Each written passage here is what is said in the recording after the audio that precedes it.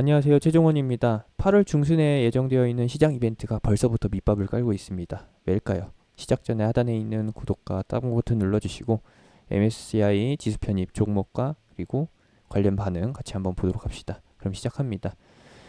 MSCI 지수 편입이라고 하면은 모건 스탠리 쪽에서 펀드를 운영하는데 거기에 한국 국가 종목만 유지하는 게 아니라 신흥국 모든 증시에 있는 우량주를 대상으로 해서 펀드를 만드는 거죠.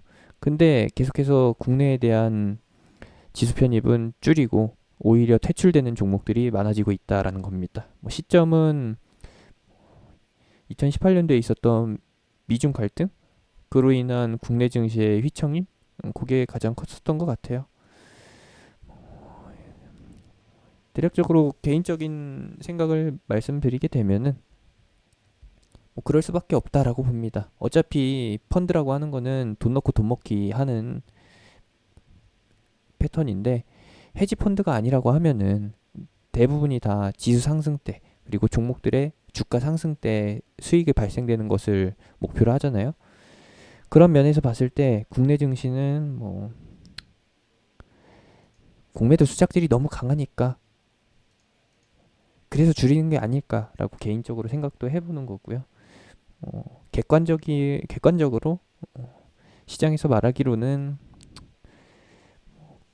국제 정세에서 증시의 민감도가 굉장히 높다. 즉 악재에 크게 휘둘린다라는 것이 한국 증시의 약점인 거고. 그리고 나서 또 추가적으로 본다라고 하면은 같은 악재에서 똑같이 하락하더라도 타국에 비해 반등이 느리니까. 그러니까 한국이 계속해서 비중 축소를 당하는 게 아닐까라고 생각도 돼요. 이렇게 해서 이해를 해주시면 되겠고,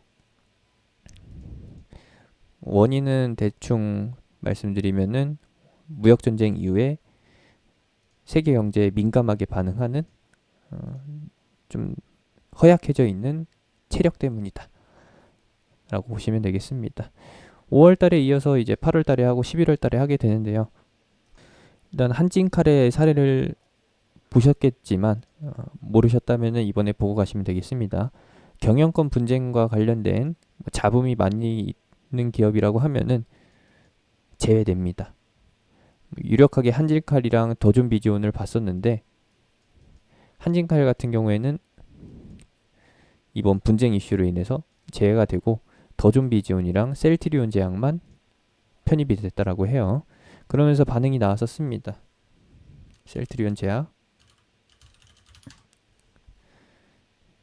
요 날이죠. 그리고 더존비지온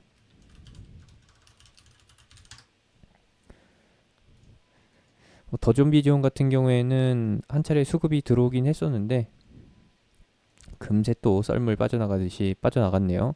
다시 한번 들어올 만한 위치이긴 합니다. 이 기준을 바탕으로 해서요. 5월 13일 5월 13일 보도록 합시다. 5월 13일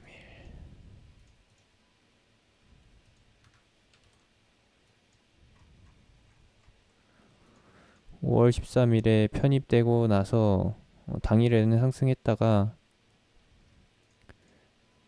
일정 부분 차익 실현 나오고 그 다음 날에서부터 또 꾸준하게 들어오는 수급 흐름 볼 수가 있습니다. 외국인 수급 흐름이 5월 달에는 잘 들어왔는데 6월 달에 썰물처럼 빠져나가고 지금 현재 7월 달에 다시 들어오고 있습니다. 좋은 흐름이네요. 수급적으로는요. 주가는 그렇게 크게 반응을 보이지 않고 있지만 그리고 셀트리온 제약 같은 경우에는 5월 13일 지수 편입 이후로 어떻게 되는지 보도록 합시다. 지수 편입 당일에도 양수급이 빵빵하게 100억 단위로 밀고 들어오고요. 그 다음에서도 꾸준히 외국인 수급은 굵직하게 들어옵니다. 400억짜리도 보이고 170억, 130억, 200억, 600억. 어우, 굵어요, 굵어. 들어온 것에 비해서 빠져나간 것이 그렇게 크지 않는 빨간불이 점유율을 높게 차지하고 있고 그리고 파란불 같은 경우에는 기관이죠. 계속 팔아먹으면서 주가만 누르고 있는 기관의 수작질이 보입니다. 기관은 계속 팔고 있고 외국인은 사고 있는, 갭이 너무 크게 벌어져서 이 자리까지 기다리기는 좀 어렵겠고, 꾸준히 외국인이 받쳐주고 있다 라고 보시면 되겠습니다. 여기는 외국인 보유존, 여기는 기관이 팔아먹는 존, 이렇게 보시면 되겠고, 결국에 이 열차는 어디까지 간다? 셀트리온 삼형제의 통합, 합병, 또는 셀트리온 헬스케어의 코스피 이전, 그것을 타겟으로 해서 가는 것 같아요. 이렇게 해서 5월 지수 편입 때 움직였었던 종목들 두 종목밖에 없는데 이렇게 보여드리면은 이해를 하실 것 같고, 그 다음에 편출됐었던, 퇴출되면서 하락했던 종목들의 사례를 보도록 합시다. 보시면은 메디톡스도 중대한 사안이 벌어지게 되면서 유지하지 못하게 됐죠. 워낙에 악재 이슈가 강하게 짙게 깔려 있었잖아요. 매출에 타격을 입을 만한 사안이다 보니까 퇴출되는 것도 어느 정도 납득이 갑니다. 이날 퇴출되고서 개별 이슈 반영되고 난 후 계속 꾸준히 하락을 합니다. 수급이 꾸준하게 못 들어온다라는 거예요. 최근 수급 보게 되면은 외국인 매도세가 굉장히 줄을 이뤘다라는 거 보시면 되겠고, 다음에 OCI부터는 뭐 저걸 안 보겠습니다. 수급표는 안 보겠습니다. OCI까지만 보도록 하죠. 5월 13일 이후로 외국인 매도세가 훨씬 더 많습니다.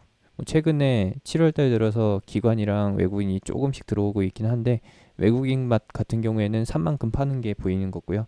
기관 같은 경우에는 좀 더 산다. 근데 사는 주체가 기관이 아니라 연기금이네요. 호구짓 하는 것일 수도 있고, 아니면 진짜로 뭔가 보여서 하는 거일 수도 있는데 살짝 애매합니다. 역시나 최근 수급은 좋긴 한데 편출 이후로 주가 상태가 이렇게 바람직하지 못합니다. 현대산업 같은 경우에는 아시아나항공 인수 이슈가 있었죠. 그걸 이슈로 해서 계속 움직이고 있고, 지수 편출 이후로는 그렇게 크게 특징적인 모습을 보이지는 않고 있습니다. 수급적으로 봤을 때 이제 외국인의 순매도가 줄줄이 이어졌다라는 게 보이시죠? 이런 효과가 있습니다. 퇴출됐을 때는요. 다음으로 하나생명 퇴출 이후로 개별 이슈 없다 보니까 주르륵 흐르고요. 개별 이슈 있는 종목은 버티고 개별 이슈 없는 종목 같은 경우에는 흘러내린다라는 게 편출 종목에 퇴출된 종목들의 공통점입니다. KCC도 퇴출이 됐고, 여기서 퇴출되고서 밀리고요. 그리고 대우건설, 최근 건설 경기가 다시 좋아지려고 하고 있습니다. 재개발 관련해서 규제가 완화되다 보니까 자리를 잘 버텨주고 있어요. 수급은 어떤가요? 수급은 반반을 이룹니다. 양념 반 후라이드 반이네요. 그리고 헬릭스미스 같은 경우에도 올해 2상, 3상 보완하고 있는 거 외에는 개별 이슈가 없었죠. 최근에 단기 이벤트가 없다 보니까 계속 흘러내리고 있습니다. 현대백화점도 마찬가지고요. 이렇게 해서 편입 종목의 특성을 보실 수 있고요. 이번에 예상되고 있는 종목들이 무엇이냐? 이번에는 누구예요? 시젠이랑 알테오젠, 그리고 시장 일각에서는 SK바이오팜이랑 신풍제약도 꼽았습니다. 왜냐? 신풍제약이랑 SK바이오팜 같은 경우에는 이번에 변동성이 굉장히 컸잖아요. 시가총액 상승률도 굉장히 높았고, 근데 신풍제약은 이번에 변동성이 워낙에 크게 나타나서 이전에 한진칼처럼 변동성을 타겟으로 해가지고 명분으로 해가지고 편입 안 될 가능성도 있다라고 봅니다. 시젠과 알테오젠 같은 경우에는 꾸준히 물밀듯이 잘 들어왔기 때문에 주가 흐름 가지고 따져봤을 때에는 크게 이상은 없어 보여요. 알테오젠이랑 시젠. 그러면은 이미 시젠이랑 알테오젠은 계속 상승하고 있는데 MSCI 지수 편입 기대감을 왜 띄우느냐? 저것을 명분으로 해가지고 물량을 떠넘기려는 수작일 수도 있다라고 보는 것이죠. 다른 말로 하면 선반영. 애초에 시젠이랑 알테오젠 같은 경우에는 지수 편입으로 이미 선정되어 있는 종목이니까 답정너다 보니까 미리 유입이 되고 있는 것이고, 이제 8월 13일에 발표일에 가서 하루 더 한 번 더 슈팅 나올 수도 있는데, 슈팅 나온 이후에 횡보하다가 매도 물량 차익 실현 매물에 의해서 조정을 받을 수 있다, 박스권으로 이어질 수 있다라는 것이 현재 패턴으로, 예상되는 패턴으로 말씀드릴 수 있습니다. 알테오젠도 마찬가지고요. 그러면은 의외로 편입될 수 있는 종목들은 뭐가 있을까? 의외로 편입될 수 있는 종목들 있긴 있겠죠. 있긴 있겠는데 예상 외에서 나타나는 반응은 당일날 이후에 나타납니다. 미리 전조현상이 보이는 게 아니라 지수 편입 당일날에 그때서부터 시작이 되는 거예요. 그래서 미리 예단할 필요가 없는 것이고, 지금 보여드리고 있는 SK 머티리얼즈랑은 전혀 상관없는 얘기입니다. 그냥 예시를 들어드리는 거예요. 편입 전, 서프라이즈하게 편입된 후,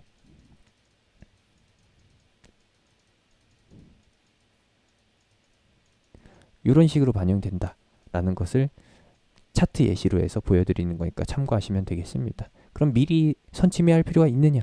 없다라는 것이죠. 수급 들어오는 거 확인하고 가느냐? 예, 그게 맞다라는 겁니다. 증권가에서도 편입되고 나서 수급 안 들어오고 있는, 아니죠, 수급이 안 들어온다라는 게 아니라 편입 발표가 확정이 됐는데도 주가 상승이 일어나지 않고 있는 종목, 특히나 편입 발표 이후에 하락하는 종목을 사는 게 맞다라고들 얘기를 합니다. 이런 부분도 참고하시면 되겠네요. 여기까지고요. 일정 이벤트 발생되는 날에 다시 한번 업데이트 해드리도록 하겠습니다. 제가 운영하는 카톡방은 하단에 있는 링크, 댓글에 있는 링크, 영상 끝나고 나오는 아이콘 타고서 들어오실 수 있습니다.